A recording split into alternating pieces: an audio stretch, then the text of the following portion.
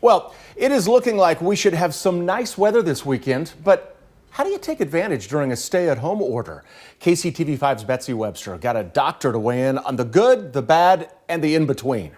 The billboards keep it simple. Stay home. But medical experts say it's not quite that simple. Be outside, but do it in a responsible manner. Sites like this, and even this, had people sounding off with the refrain to stay home. But an infectious disease doc at KU Health System says park activity itself isn't the problem. And I know over the weekend I did see groups of 6, 7, 8, younger people mostly, bringing pizzas out to the park to eat together. That's absolutely what we don't want. We went through some of what we saw on sunny weekends for feedback. There may be a net between you and your opponent in tennis. You may be 6 feet apart tossing a ball, and even though a lacrosse toss isn't as hands-on as a football or baseball game of catch, at some point, you're likely both touching the same ball.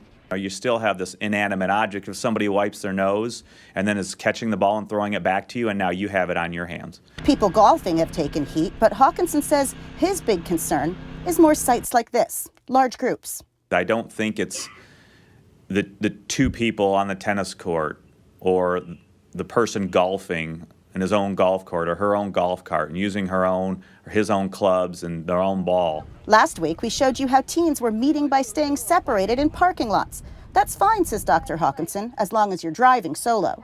If it's just you and your car and you're parked every other space, that certainly seems reasonable.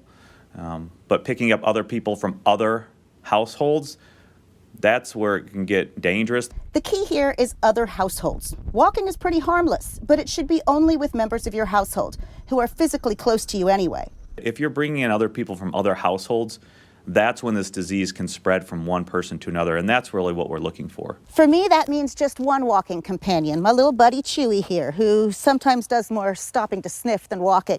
As of late, we've been choosing to walk just in the neighborhood because, well, I'm lucky enough to have a neighborhood that's safe to walk in.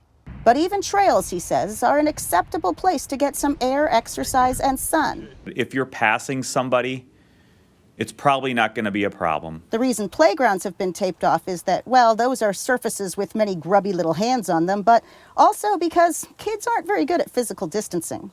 We are adults.